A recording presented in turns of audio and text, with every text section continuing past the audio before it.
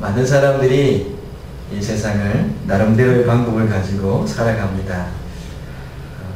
정말 주님으로 만족하며 감사하며 살아가는 사람들도 있고, 또 주님 외에 다른 것이 좀 있어야 그래도 편의에 따라 살아가겠다 하는 사람들도 있습니다. 이스라엘 백성들이 아합과 이세벨 때에 가장 극심한 영적 타락을 하게 됩니다. 바알과 아세라 목상이 그 우상의 문제가 아니었습니다. 그것을 가져왔기 때문에, 이세벨이 그것을 가져왔기 때문에 문제가 심각해진 것이 아닙니다. 그것이 와도 안 믿으면 되잖아요. 저는 오늘 저녁에 저녁을 먹었습니다. 지난주에는 라면을 먹고 배가 안 차서 오늘 일찍 내려가서 식당에서 밥을 한 그릇 먹었습니다. 낙지덮밥으로 먹었습니다. 혹시 마치고 나서 저녁 드시겠습니까? 하시는 분들이 없기를 바랍니다. 왜냐하면 제 배는 이미 채워져 있기 때문입니다. 하나님으로 인해서 우리의 것이 다 채워져 있으면 세상의 것이 들어오지 않아도 됩니다. 이세벨이 아세라 목상 할아버지를 갖고 온다 할지라도 예수님으로 만족하고 하나님으로 만족하면 그것이 들어와도 문제가 되지 않았을 것입니다. 그런데 이스라엘 백성들이 타락하게 되었던 것은 하나님을 믿고 하나님으로 만족하던 사람들 마음속에 어느 날 보니 하나님으로 만족이 안 되는 구석이 생겼습니다. 그런데 바알과 아사랴 목상에 대한 이야기를 들어보니까 풍요의 신이에요. 이 땅 살아가는데 비를 내리게 하고 이 땅에 농사 짓게 하는데 꼭 필요한 것이에요. 그래서 옳지, 하나님으로 부족한 부분은 저것으로 채우면 되겠다, 이런 마음이 들기 시작하면서 그들의 마음속에 하나님과 바알과 아세라 목상이 같이 공존하게 됩니다. 하나님을 떠난 것도 아니고요, 그렇다고 해서 하나님을 온전히 예배하는 자들도 아닙니다. 하나님을 떠나자니 뭔가 찜찜하고, 그렇다고 하나님으로도 만족이 안 되고 예배에도 여전히 드림의 그런 모습이 내게 없는 것이죠. 배반한 것은 아닌데 그렇다고 해서 온전히 하나님을 경배하는 삶도 아닌 것이죠. 그들이 선택한 것이, 그래서 바알과 아세라를 같이 선택하고 거기에 하나님을 같이 선택해서 짬뽕을 만들어 종교 생활을 하기 시작한 것입니다. 이 시대에 많은 이런 타락들이 있습니다. 하나님을 그렇게 경배하고 하나님을 그렇게 찬양하고, 오 하나님 그 은혜 언제 다 갚을까요? 어떻게 갚을까요? 하면서 목 놓아 눈물을 흘리며 기도하며 몸 밖에 드릴 것 없어 이 몸 드립니다 하다가 어느 날 내 만족이 안 되는 것입니다. 여러분, 하나님을 내 만족으로 삼지 않아야 됩니다. 우리가 하나님의 만족이 되도록 살아가야 되는 것입니다. 성숙한 신앙은, 은혜 받은 자는 내가 주를 위해 어떻게 살까, 이걸 고민하는 사람들이 성숙한 신앙이 아니겠습니까? 이스라엘 백성들에게서 바알이라는 존재는 번영의 신이었고 번성의 신이었습니다. 하나님을 섬기면서도 바알을 붙들어야 하는 그 이유가, 하나님을 섬기면서 누리지 못하는 것을 바알을 통해서라도 얻고자 하는 그런 욕심 때문이었죠. 그 유혹에 넘어가 버리고 만 것입니다. 신앙의 타락은 바로 이것입니다. 하나님 외에 다른 무엇이 내게 들어와도 괜찮은 상태가 되었고, 그것이 이제는 없으면 안 되는 상태가 되었고, 그리고 그것은 있어야 되는데 하나님은 없어도 되는 그렇게 과정을 겪으면서 타락해 갑니다. 처음에는 주님이 전부입니다 그랬다가 주님도 되고 바알도 되고, 그렇다가 나중에 주님은 없어도 되는데 바알은 있어야 돼요 하면서 세상으로 나가버리는 것이 타락인 것입니다. 그러면 이 타락에서 회복되는 것은 무엇이겠습니까? 그것은 바로 예수님께로 다시 돌아오는 것입니다. 잃어버린 영적 감각을 찾고 잃어버린 주님을 향한 사랑을 찾는 것이지요. 내 안에 들어와 있는 이 바알의 바이러스를 다 제거하는 것입니다. 메르스가 지금 어디까지 왔습니까? 여러분은 오직 말씀과 기도에 전무하다 보니 메르스가 오든 메리치가 오든 상관없이 지내시는 것 같습니다. 건강한 사람도 그게 한번 이렇게 오니까 그 균의 영향을 받게 되잖아요. 그러면 회복이라는 것은 내게 들어와 있는 그 메르스균을 면역력을 길러 다 쫓아내는 것입니다. 하나님의 은혜를 받고 사랑을 받아 내 안에 찾아온 그 타락하게 만들었던 그 세상의 쾌락들을 다 쫓아내는 것입니다. 그렇게 되면 우리는 잃어버렸던 것을 찾게 되죠.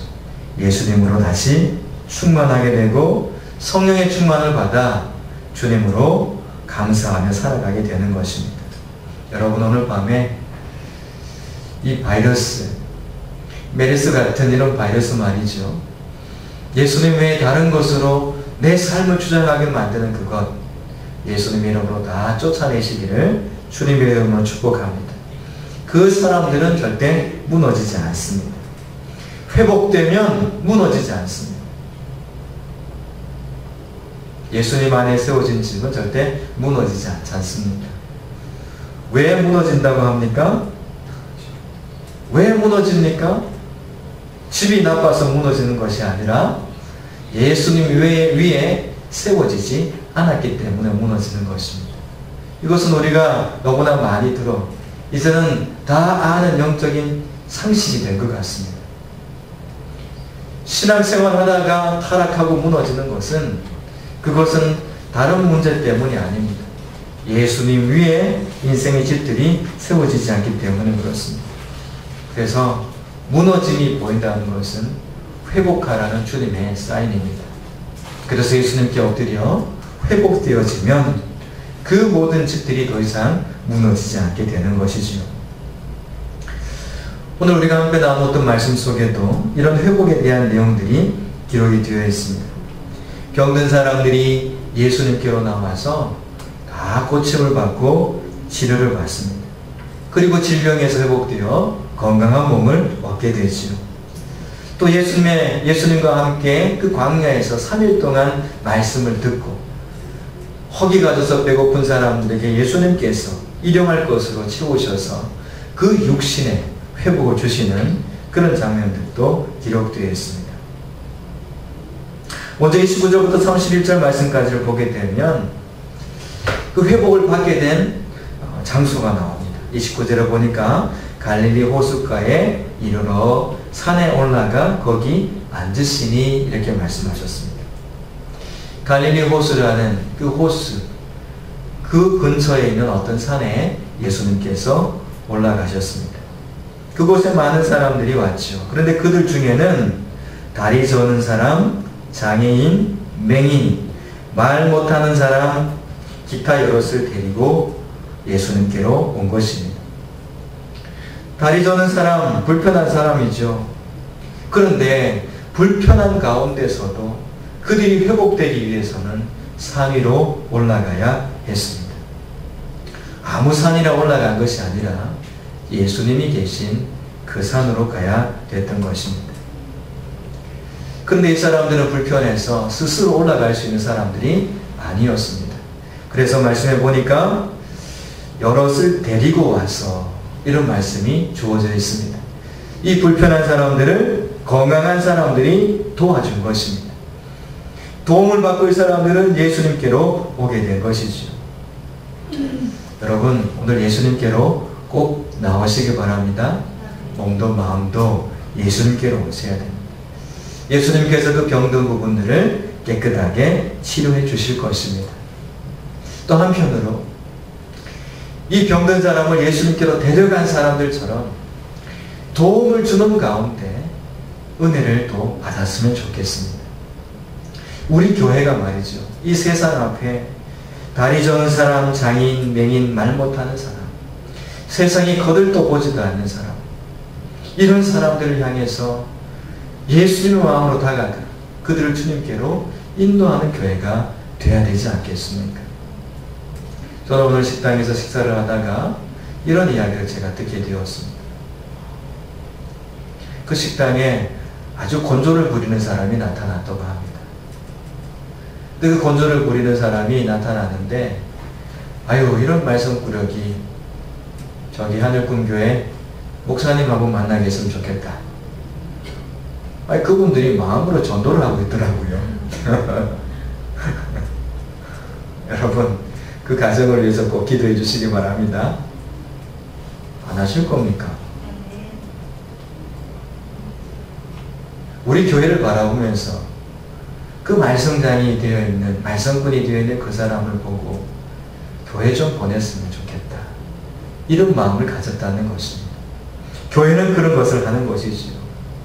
많은 사람들이 고침을 받고 평안을 받고 쉼을 얻는 것도 중요하지만, 그렇게 할 수 있도록 도와주는 사람이 복 있는 사람이 아니겠습니까? 주는 자가 받는 자보다 더 복되다 그랬지 않습니까? 우리의 삶은 연약함 가운데 치료받는 복도 누리길 바라고요.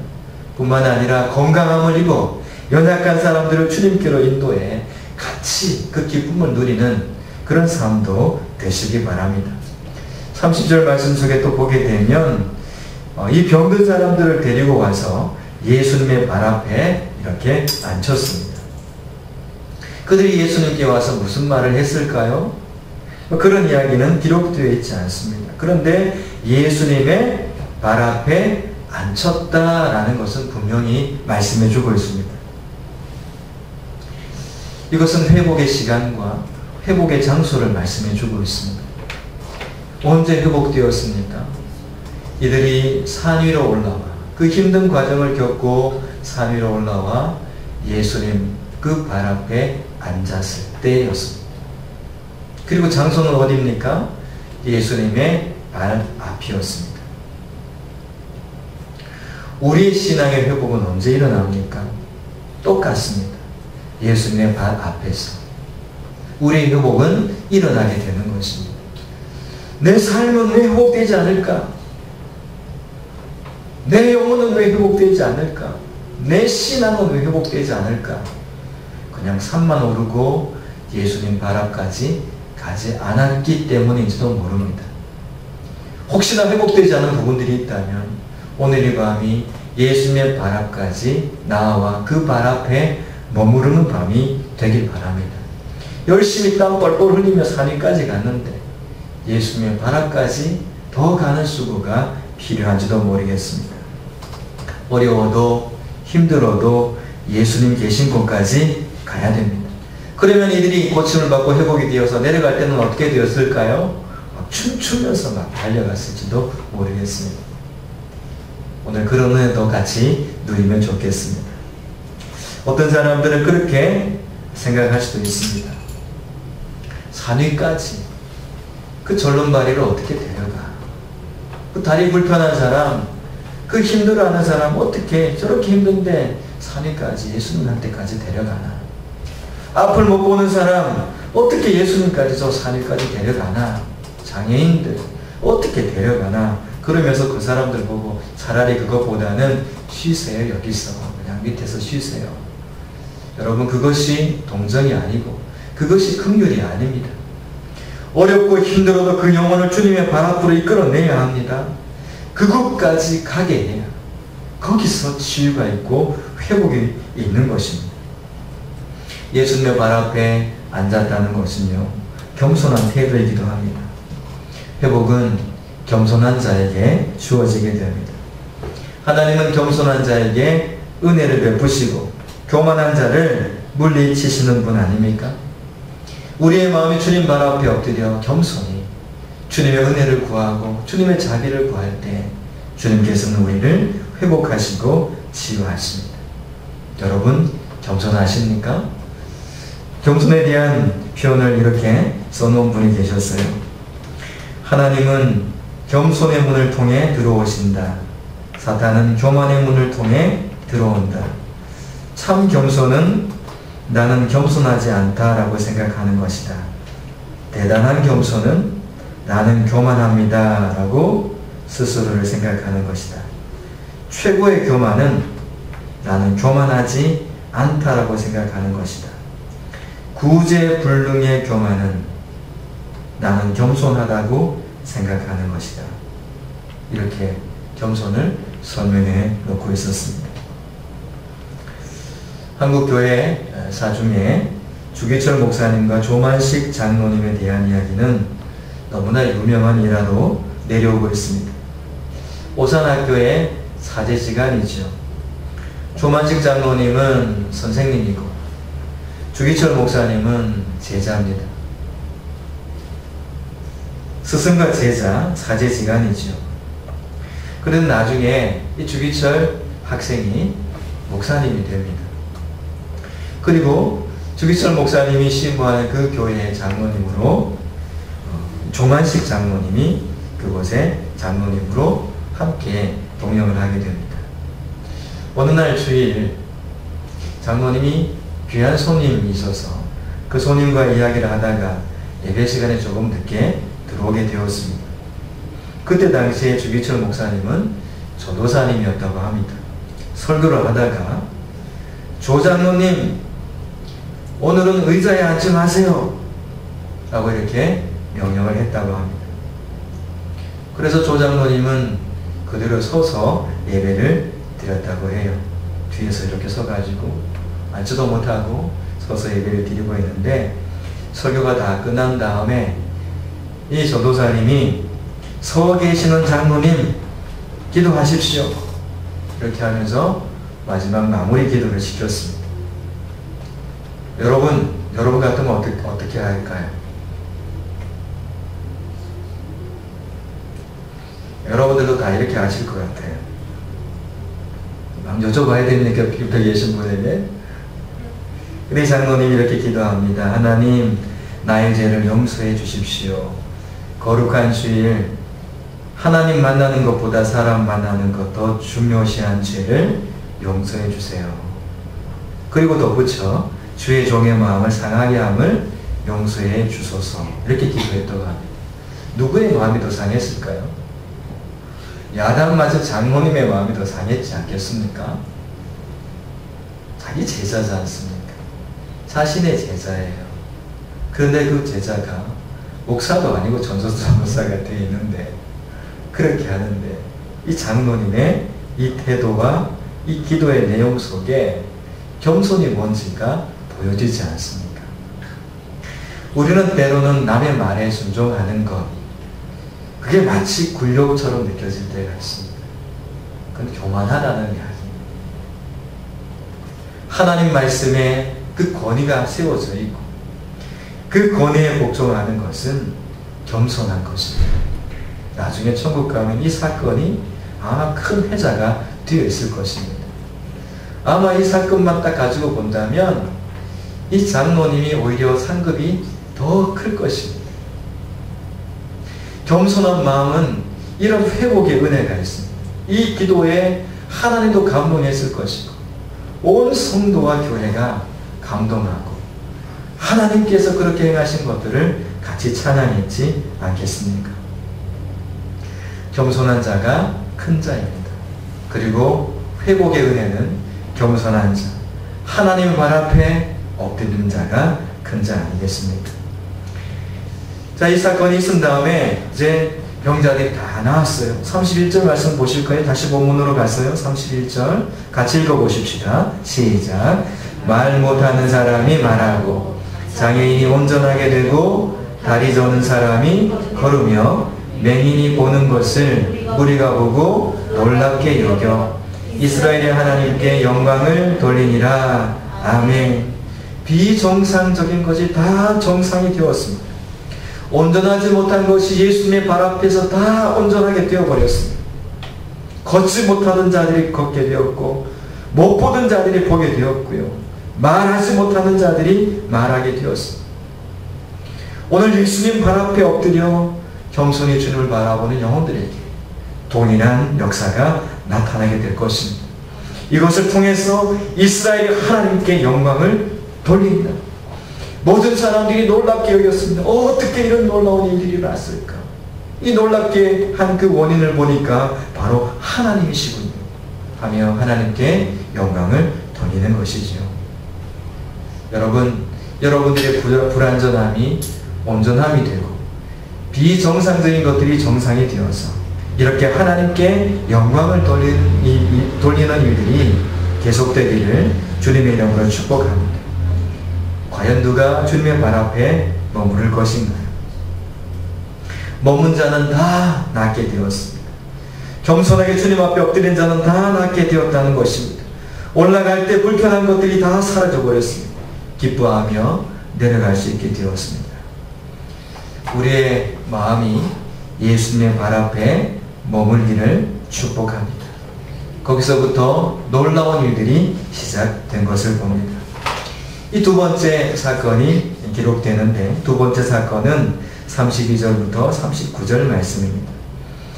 배고픔의 문제가 그들 안에 있었습니다. 그들은 3일 동안 예수님의 말씀을 들은 까닭에 그들은 너무너무 만족하고 있었습니다. 영적으로 굉장한 충만함 속에 있었을 것입니다. 그런데 육신적인 배고픔은 있었던 것이죠.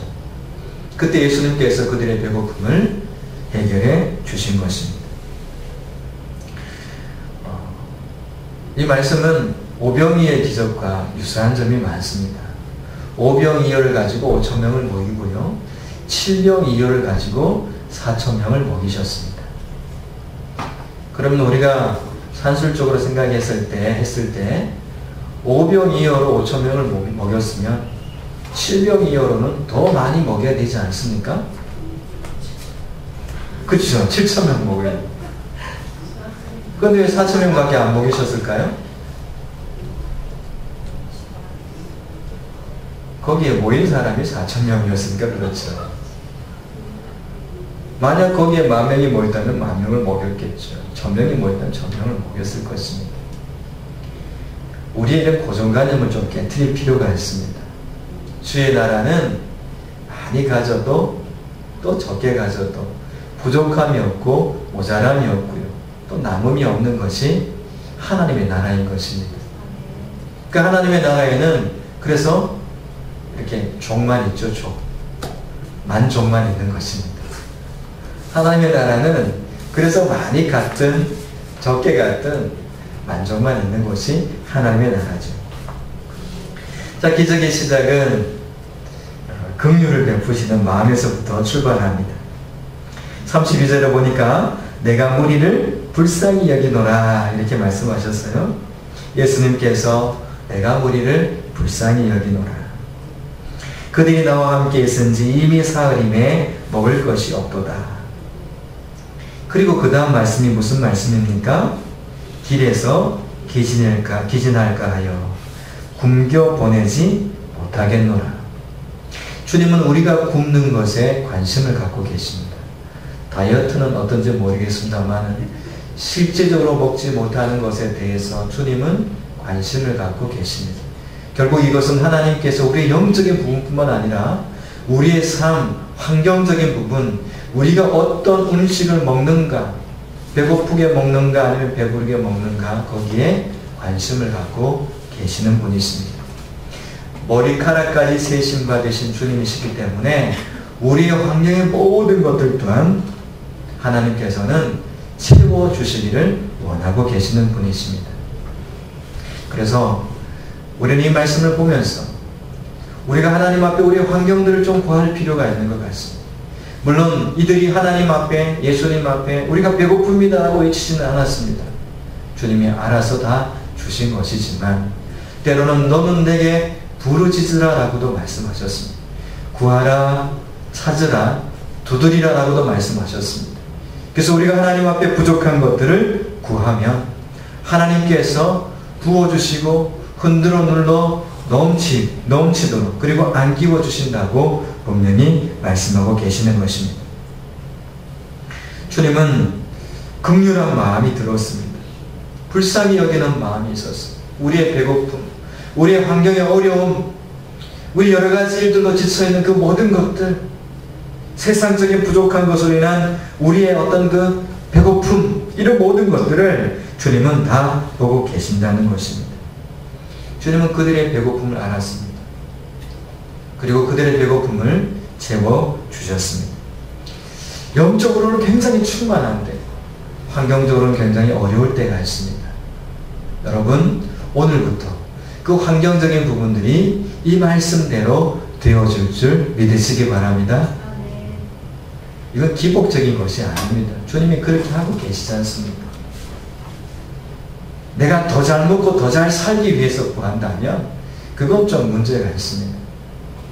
하지만 주의 나라를 위해서 구하는 것은 그것은 마땅히 구해야 되는 것입니다. 청지기의 사명이기도 합니다. 부족한 것을 구하시기 바랍니다.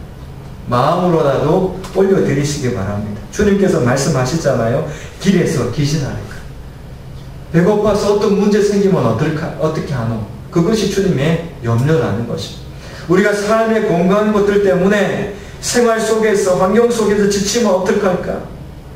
주님이 고민하시는 것입니다. 그래서 우리가 건강한 몸을 이루기 위해서 열심히 살아가는 것, 그것은 필요한 부분이기도 합니다. 주님은 굶겨 보내는 것 원치 않으십니다. 굶겨 내보내지 못하겠노라. 주님은 우리의 영적인 문제, 육신의 문제 다 돌보시는 주님이십니다. 말씀을 통해서 주님은 영혼들을 치료해 주셨습니다. 그리고 회복시켜 주셨죠. 3일 동안. 그리고 나서 그들의 배고픔, 육신의 회복도 질병이여를 통해서 이루어 주신 것을 볼 수 있습니다. 근데 여기에서도 우리가 한 가지 또 놓치지 말아야 되는 것이 있습니다. 그것은 33절 말씀입니다. 같이 읽어보십시다. 시작. 제자들이 이르되 광야에서 우리가 어디서 이런 무리가 배부를 만큼 떡을 얻으리이까. 제자들이 어떻게 이야기합니까? 예수님께서 불쌍히 여기면서 이들이 가다가 길에서 쓰러질까 걱정된다. 굶겨 보내지 못하겠다. 그랬더니 제자들이 하는 이야기가 우리가 어디서 이런 무리가 배부를 만큼 떡을 얻으리까. 요 내용은 어디서 많이 본 내용이죠. 어디서 봤습니까? 오병이어에서도 똑같이 반응한 것 아닙니까? 여기서 우리가 하나 꼭 얻어가야 되는 교훈이 있습니다. 그게 뭐냐 하면 이 사람들은 오병이의 기적을 체험했던 사람들입니다. 그 기적의 현장에서 떡을 나누면서 또 떡이 생겼네. 물고기 나누면서 또 물고기 생겼네. 우와 5,000명이나 먹고 12강줄에 남았네. 할렐루야. 그렇게 했던 사람들이잖아요. 과거의 기적을 맛봤어요. 그런데 기적은 맛봤지만 그들의 믿음은 자랐나요? 안 자랐나요? 자, 똑같은 모자람이 있는 그 환경 속에 딱 갖다 놓으니까, 똑같은 부족한 문제 속에 딱 갖다 놓으니까 반응하는 것이 어땠습니까? 오병이어 기적 때나 칠병이의 기적 때나 똑같이 반응하고 있는 것입니다. 저는 이 말씀에 좀 충격을 받았습니다. 왜냐하면 그렇게 기적을 보고요, 제자들이요, 이것만 본 게 아니잖아요. 병자들 고치는 거 그 앞에 다 봤잖아요. 또 귀신 들린 사람도 막 낫게 하고, 이런 것들을 다 경험했던 사람이에요. 기적을 많이 경험했던 사람들입니다. 그런데 똑같은 문제에 딱 당면하니까 이들의 믿음은 전혀 보이지 않습니다. 그래서 한 가지 결론에 도달할 수 있었습니다. 그것은 뭐냐 하면 기적을 맛보는 것과 믿음이 자라는 것은 비례하는 것은 아니다. 기적을 맛보며 그것을 통해서 믿음이 자라는 사람이 있는가 하면 여전히 기적을 맛보고도 믿음의 삶은 제자리를 맴도는 사람들이 있더라는 것입니다. 그래서 하나님께서는 칠병이어의 이 사건을 통해 가지고 너희들의 믿음이 어디까지 왔는지 한번 보게 하신 이유도 있지 않는가, 이런 것을 저는 한번 생각해 보게 되었습니다.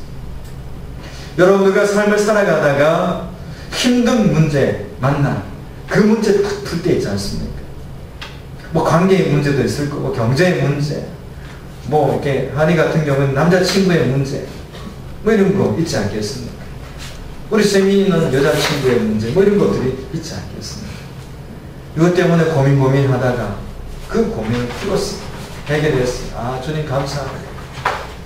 근데 어느 날 똑같은 문제를 만났어요. 그 문제 앞에서 그 전과 같이 똑같이 반응하고, 과거의 그 문제를 풀긴 했지만 그 문제를 통해서 그의 믿음이 자라나느냐, 그 문제를 해결하면서 그의 믿음이 자라나느냐 하면 자라난 것이 아니더라는 것입니다. 과거에 돈 100만 원 때문에 문제가 생겼어요. 그것 때문에 막 그 100만 원 훔쳐간 그 사람 욕하고 막 짜증내다가 이번에 100만 원 또 잃어버렸는데 똑같이 이런 일 생겼나 그러고는 이번에 작게만 해봐라 200만 원 받아낼 거다 그러고는 그렇게 한다면 그의 믿음은 자라나지 않은 것입니다. 우리 신앙이 수많은 문제들을 해결해 오면서 지금까지 하나님께서 다 풀어주셨기 때문에 지금까지 온 것 아닙니까? 그런데도 말이죠. 똑같은 문제 속에 또 넘어져 여전히 2학년을 올라가지 못하고 1학년에 머물러 있는 삶, 여전히 초등학교 졸업도 못하고 중학교도 들어가 보지 못하고 있는 이런 신앙이라면 오늘 우리는 치명의 이 기적 앞에 우리 자신을 돌아봐야 될 것입니다. 주님, 나의 믿음은 어디까지 와 있습니까? 믿음 좋은 게 아니더라고요. 똑같은 문제에 똑같이 걸려 넘어지는 것은요, 믿음 좋은 것이 아닙니다. 사실 그 문제를 해결한 것이 아닙니다.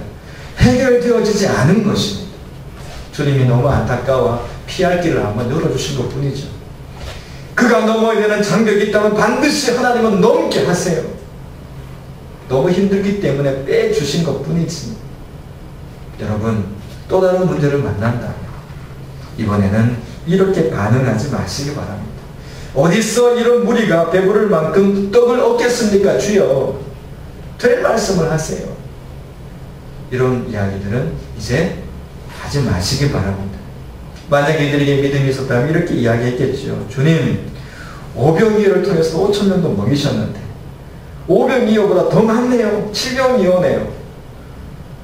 아이, 너무 적네요. 4,000명. 한 10,000명쯤 왔으면 좋았을 뻔했습니다. 이렇게 좀 나와야 되지 않겠습니까? 여러분, 이런 신앙의 고백들, 믿음의 반응들을 하시기를 바랍니다. 이것이 믿음의 성장이라는 것이죠. 예수님께서 투덜대는 제자들에게, 믿음 없는 그들에게 34절에 그렇게 말씀하십니다. 너희에게 떡이 몇 개나 있느냐? 이르되 7개와 작은 생선 2마리가 있습니다. 예수님께서는 뭘 보셨습니까?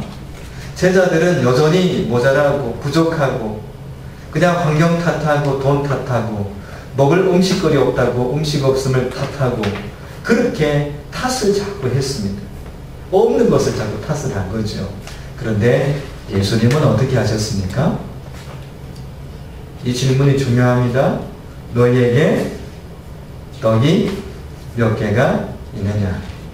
예수님은 없는 것을 탓하지 않으십니다. 있는 것을 찾으시는 분이십니다. 그래서 주님께서 이루시는 기적은요, 우리는 다 이룰 수 있는 자리에 있습니다. 뭐라도 다 있잖아요. 그죠? 없습니까? 아니, 뭐 없습니까? 아니, 티셔츠라도 있잖아. 빨간 티셔츠. 그죠?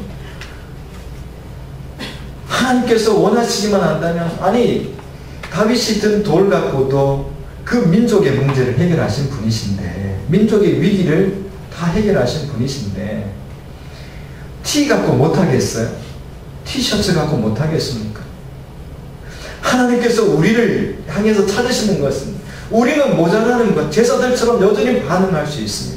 하지만 주님께서 찾으시는 것은 뭐냐면, 너희에게 무엇이 있느냐라는 것이에요. 여러분, 이 말씀에 여러분 믿음으로 반응하셔야 됩니다. 내게 있는 것을 주님 앞에 고백하세요. 주님, 내게 이것이 있습니다. 제자들이 말하잖아요. 7개, 떡 7개 있습니다. 생선 2마리 있습니다. 여러분, 없는 것 때문에 더 이상 탄식을 하지 마시기 바랍니다. 부족한 것 때문에 너무 억울해하지 마시기 바랍니다. 주님은 무엇이 있느냐? 그것을 통해서 일하시겠다는 것입니다. 여러분에게 있는 것이 무엇입니까? 그것을 고백하십시오. 주님은 그것을 통해서 일하시고요, 그것을 통해서 다른 사람의 굶주림까지 해결하시고 다른 사람들의 배고픔까지 회복시켜 주시는 분이세요. 육신의 연약함까지 다 회복시키시는 분 아니십니까? 왜 나의 문제로만 바라보십니까? 주님이 요구하실 때는 나의 문제라면 국한시키지 아니하시고, 때로는 우리 민족의 문제, 우리 가정의 문제, 우리 교회의 문제, 이 지역의 문제로 그 문제를 다루어 가고 계시는 것입니다. 제자들에게 예수님께서 말씀하셨습니다. 그거 있다고 하니까 이제는 땅에 안개하라. 그리고 그것을 가지고 축사하셨어요. 똑같은 이야기입니다. 제자들에게 나누어 주라 하셨습니다. 그러면 다 나눠줬더니 배부르게 다 먹었습니다. 남은 조각도 다 거두었습니다. 성도 여러분, 주님의 영적인 흐름을 한번 보세요. 영적인 기적의 패턴을 한번 보세요. 오병이었대나 7년이었대나 주님께서 행해 가시는 그 흐름은 유사하지 않습니다. 어떻게 보면 수학 공식처럼 거기에 딱 내 삶이 딱 들어가기만 하면 해답이 이렇게 나오지 않습니다. 하나님의 계획과 그 말씀 안에 나를 이렇게 던져두고 그 말씀 안에 내가 들어가기만 하면 그 말씀대로 다 되어지는 것 아니겠습니까? 예수님께서 그 적은 것 갖고 축사하셨어요. 감사기도 하셨잖아요. 그리고 나누어 줘라.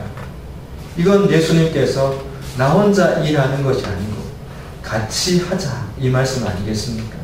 예수님께서 다 하실 수 있음에도 불구하고 그 은혜의 자리, 기적의 자리, 회복의 자리에 같이 동력하게 하시는 것입니다. 교회를 왜 세우고 목사 혼자 다 일하게 하시는 것이 아니고 직분자들도 세우고 각 역할들을 다 세우십니다. 왜 그렇게 하셨을까요? 함께 하자는 것입니다. 함께 그 은혜를 누리자는 것입니다. 37절 말씀 시작이 이렇게 되었습니다. 다 배불리 먹고 다 배불리 먹었습니다. 여러분, 오늘 하나님께서 주신 은혜로 말미암아 여러분들의 배고픈 문제가 다 채워지길 축복합니다. 환경적인 배고픔들이 있어, 육신적인 배고픔들이 있어. 욕심은 절대 안 됩니다. 욕심은 배가 터집니다.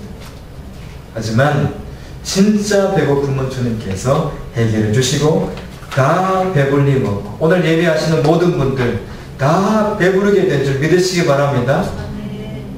옆에 계신 분에게 성도님 축하합니다. 배부르시겠군요. 시작.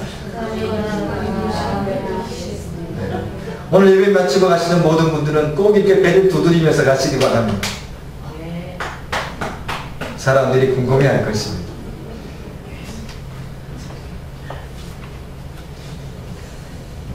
먹은 자는 어린이와 여자 외에 4,000명이었더라. 주님의 역사하심은 부족함이 없습니다. 넉넉하고 차고 넘치고요. 또 거두도록 하시는 것이 주님의 역사입니다. 여러분, 여러분들을 통해서 하나님께서 이거 행하시고 싶어 하시는 것 같아요. 꼭 이루시기 바랍니다.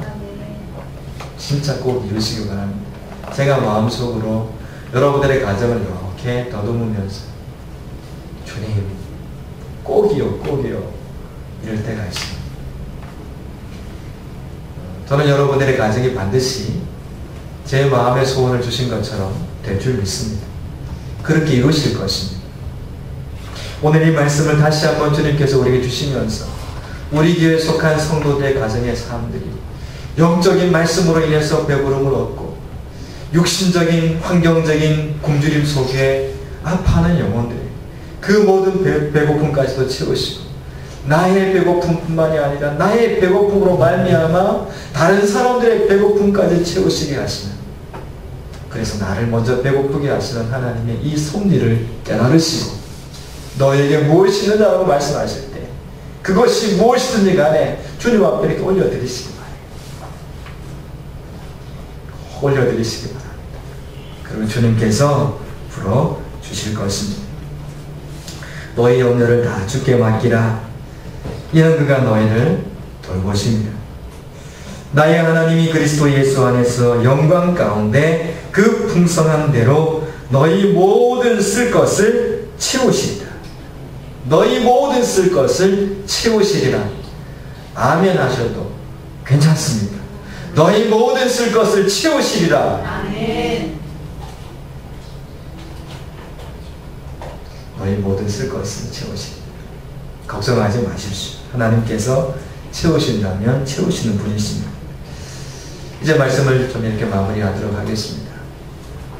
회복이라는 것은 세상의 다른 것이 내 안에 들어와 있을 때 그것을 다 제거하고 예수님으로 충만한 은혜를 누리는 것이 회복입니다. 먹어도 때로는 굶어도 주의 영광이 드러나는 삶이 되는 것, 그것이 회복의 은혜지요. 주님은 우리의 영혼의 굶주림도 아시고 우리 육신의 배고픔도 아시는 분이십니다. 그것을 주님께서 오늘 다 채워주신다 약속하셨습니다. 다 배불리 먹게 되었습니다. 그 산에 오른 모든 사람들은 다 고침을 받았습니다. 주님의 손길은 오늘 우리를 치유하실 것이고 우리의 아픔을 하나님의 거룩한 손으로 치료하시고 회복시키실 것입니다. 영적인 것, 환경적인 것, 또 생활적인 것 부분까지도 치료하시며 회복시킬 것입니다. 질병의 기적 속에는 한 가지가 빠져 있습니다. 그게 뭐냐 하면 누가 예수님께 그것을 가져왔는지 그 사람이 드러나 있지 않습니다. 오병이었다는 아이가 그것을 주님의 손에 올려드렸는데요. 질병이었다는 그것이 드러나지 않습니다. 한 사람, 이름 없이 빛도 없이 섬긴 그 한 사람, 그 한 사람을 통해서 하나님의 나라가 부욕해 되고 하나님의 나라가 풍성하게 되었습니다. 오늘 나 한 사람의 그 헌신과 나 한 사람의 하나님 앞에 온전히 헌신되어진 섬김의 삶이 하나님의 나라를 부욕해 한다면 오늘 이 시간 우리가 기도할 때 주님, 내가 주님 앞에 그렇게 쓰임받고 싶습니다. 우리 가정이 그렇게 쓰임받고 싶습니다. 주님, 나를 그렇게 좀 써주시옵소서. 이렇게 주님 앞에 우리의 배고픔을 고백하면 좋겠습니다.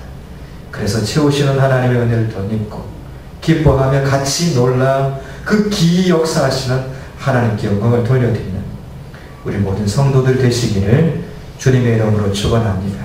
기도드리겠습니다. 살아계신 하나님, 지금도 우리의 모든 생애 가운데 역사하고 계심을 믿습니다. 성령님, 때로는 영혼의 충만함은 있지만 육신의 배고픔이 있어 주님 앞에 안타까운 마음을 어찌해야 될지 몰라 엎드릴 때가 있습니다.